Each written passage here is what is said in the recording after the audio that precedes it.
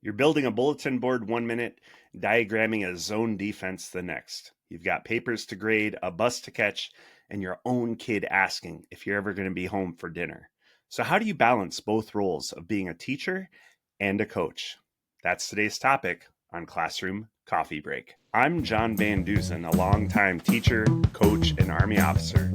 And in this episode, we're going to talk about the delicate balance between being a teacher and being a coach. So I'm really going to gear this towards my own experience of teaching middle school and coaching high school. Although I know there are several other different coaches out there. You might be teaching elementary or high school. You might be coaching your son or daughter's team at the elementary level, high school level, middle school level. I also know people who, if you're in a bigger area, you may be coaching for a small college. But again, I'm really going to gear this towards teaching middle school and coaching high school. So let's get into it. First off, the juggle is absolutely real. And that opening hook where I talked about building a bulletin board and then having the zone defense happens all the time. You may be doing one thing and something pops into your brain about coaching, and you take a minute and you go over and you write that down. That happens all the time. And mentioning time is probably the biggest factor I can instill in this episode, because teaching doesn't end at 3 o'clock and your coaching does not start when school lets out. They overlap big time. They overlap in planning, they overlap in communication, and they really overlap when you have to leave your classroom to get on a bus and go to an away game. So part of this juggling really comes down to just being able to split your focus. And again, this really depends on what grade level you teach and what topic. I know when I was coaching as a STEM teacher, it was super simple because my STEM classroom could kind of run itself based on the grade level that I had that hour. Where teaching middle school history, it's a little bit tougher. And if you're teaching a higher level math or a higher level English, that may be a more difficult task for you to try to split your focus between lesson plans, practice plans, game plans, and all of those things. Another thing that's going to split your focus is communication. So as a teacher, and remember, teaching is your career, you need to be responsive to parent emails, be responsive to other teachers on your team, be responsive to administration when they have tasks that you need to complete. But also you have parent emails coming in from your team side of the house. You have coach communication. You have game film you need to watch. You have practice plans you need to do. So just being able to take those different items and focus when you're doing those different things.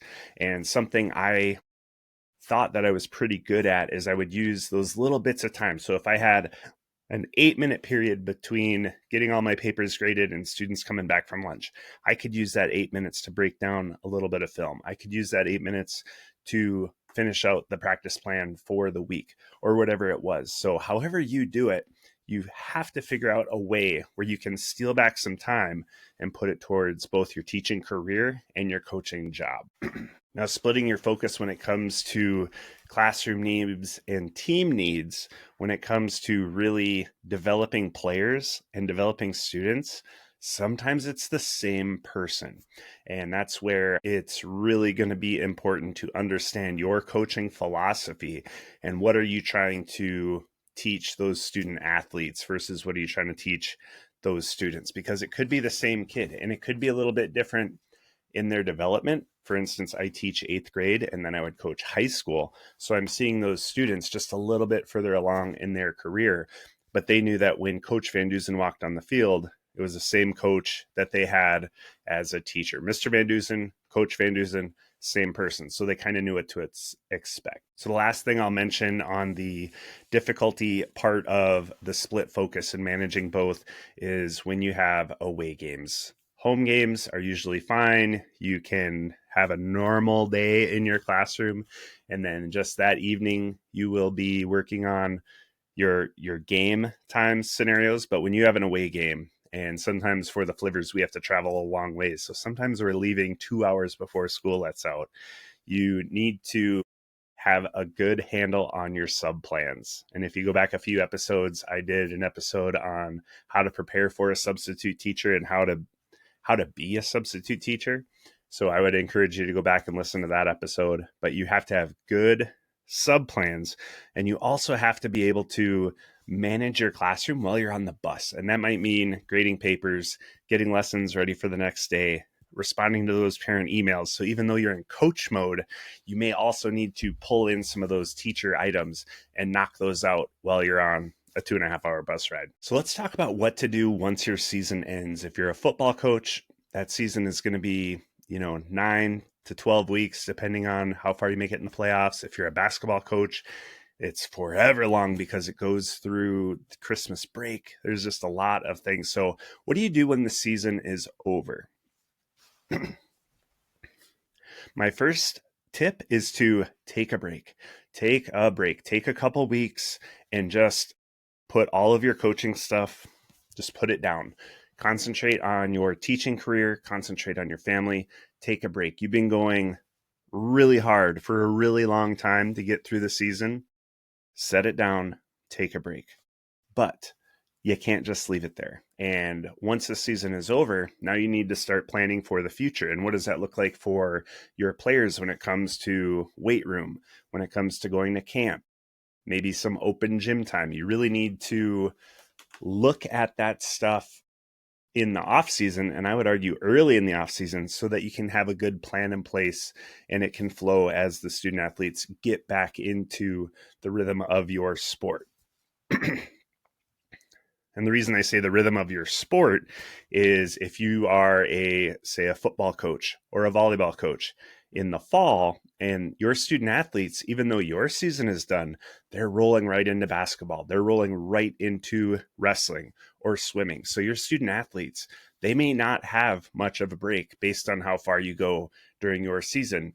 And it's really important when it comes to planning out workouts and camps and open gyms that you coordinate either with those other coaches directly or have your athletic director really be the master planner of where everybody can be and when. Just an example of that is gym space in the wintertime, because we have middle school basketball, boys and girls. We have high school basketball. The boys have freshman, JV, varsity. The girls have JV, varsity. We have our volleyball team is typically going deep in the playoffs. So that gym time is super, super valuable. So our athletic director has to coordinate who has what gym space when. And then on top of that, they're taking into account different aspects such as freshmen can't drive yet. JVs kind of can drive. Some of them can, some of them can't. Varsity can drive. So if you have a practice later in the day, that might be okay for a varsity player, but that's going to be a lot harder for a JV or a freshman player or a middle school student. So the athletic director has an incredibly difficult job trying to manage all of those things. So if you're in the off season, please give that in-season coach their due and their time and try to work around their schedule and be cognizant that your kids may be pulled in several different directions. So it's really important to coordinate with those other coaches and your athletic director. So another off-season item, depending on your level and depending on your school district and depending on how many student athletes you have, this could be something handled by the administration, but usually it falls upon some of the coaches, and that's recruiting and scheduling. So if you have athletes that want to go play at the next level, the beautiful thing about being an athlete in 2025 is you can find a place to play. If you have the work ethic, you can go play at a junior college. You can go play at Division III. If you're good enough, you can play Division II, Division I, again, depending on where you are in your athletic journey.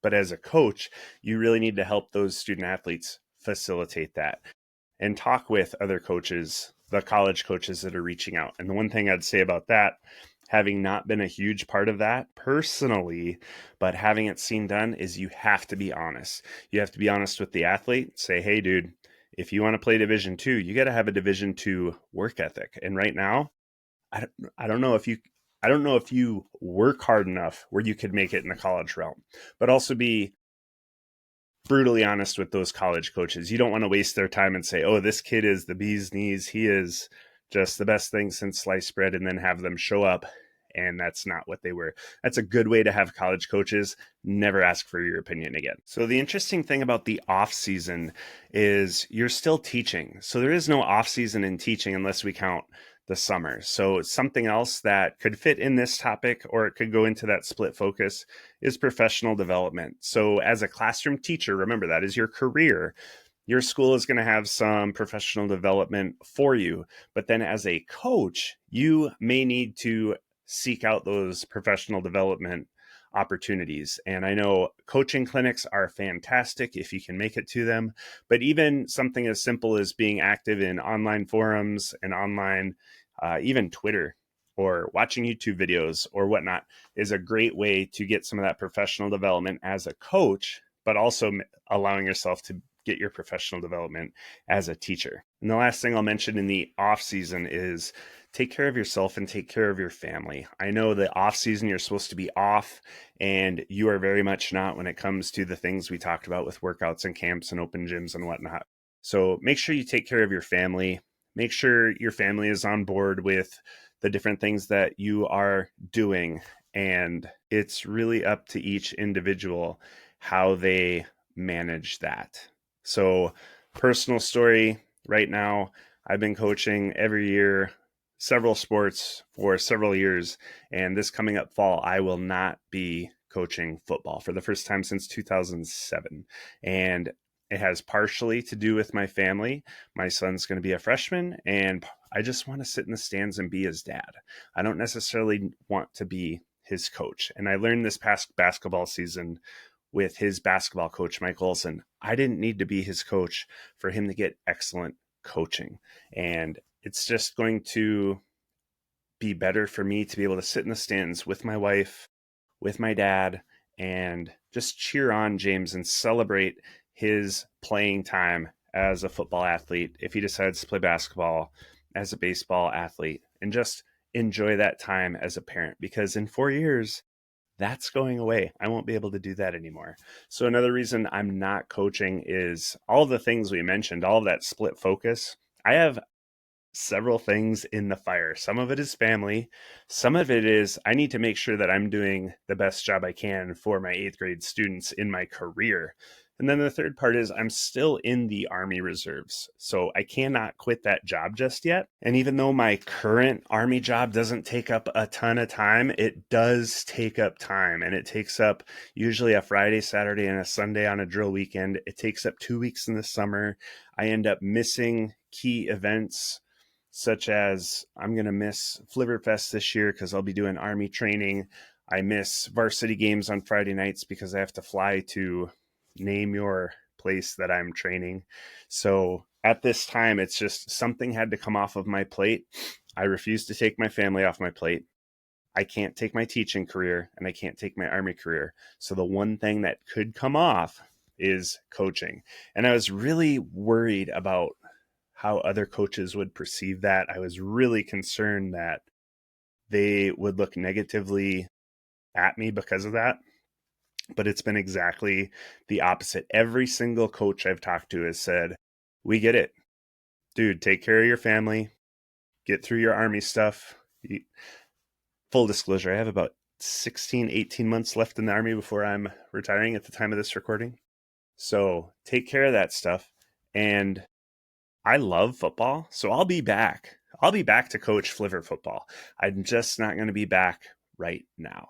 So I'm going to take this time off. I'm going to take care of my family. I'm going to take care of my Army stuff. I'm going to be the best teacher those 8th graders have ever seen. And I'm going to enjoy being a parent in the stands. That's the first time I've said that publicly. I've told obviously my coaching friends and some of my family, but that's it. So I'm going to step away for a little bit. And my plan is when I go back to coaching, I think I'll be that much more invigorated. I'll be that much more excited to be a part of it. And why am I going to be excited? Well, that comes to the next segment, which is why we do it, how rewarding coaching can be. It is so rewarding for me to be able to see those 8th grade students progress through high school. And the last 2 seasons, I not only coached football, but I also helped coach girls basketball, or at least I was at practice. What a night and day difference, first off, between coaching boys and girls. But second of all, how rewarding, because I would see those eighth grade boys progress through their varsity year as they launch off into the military or college or the job market. But once those eighth grade girls left eighth grade, I didn't really see them much more. I mean, I would see them in the hallway and at different things. They work at McDonald's and Ace Hardware and wherever else, but I would never like see them in a intentional way. And being able to coach has really done that. And what a riot. It is so fun. So those relationships that you build with your students throughout the year, being able to continue that in a similar but very different way as a coach is just so rewarding. I cannot describe the joy when I see a Facebook post or I get a graduation announcement or a wedding announcement or something from one of my former players. And it is just so rewarding and just so wonderful to see those young people progress and really launch off into life. And I think that's why I became an educator in the first place. So I just really, really love that part of the job. Another very rewarding part is you're teaching way more than a game, right? Especially if you're teaching a team sport, you're teaching that discipline, teamwork, you're teaching how to fail, because unless you go undefeated and win the state championship, you're going to lose a game, right? And how do you deal with that? And James's baseball coach actually, I thought, had the perfect post-game speech. They lost a really tough game to a tough team. They were up 2-1 the whole game, ended up losing 3-2 in the final inning. And his coach said, it's really easy to have great body language when your team is winning. But what happens when things go wrong? What happens when something like just happened to us happens? What's your body language then? How are you going to react to it? Are you going to show up to practice tomorrow and be mopey?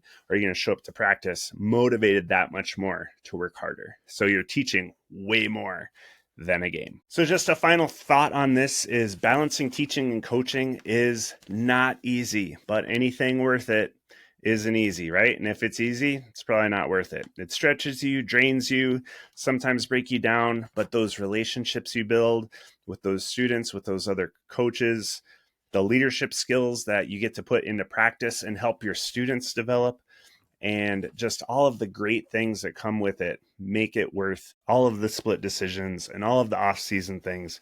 It really, truly is one of the most rewarding things that you can do. But I would make sure that you have your priorities straight, prioritize your family, your career prior to coaching, and understand that if you have to step away like I am, that's going to be okay. That doesn't mean you're gone forever. That just means you're going to step back, rejuvenate those batteries, and get right back in there. So I'd love to hear in the comments, how do you balance your teaching, coaching, family? If you're running a group, there's all kinds of crazy things that teachers are out there doing that take time away from their career and their family. So how do you manage it? Let me know in the comments. I'll see you next time. Classroom Coffee Break.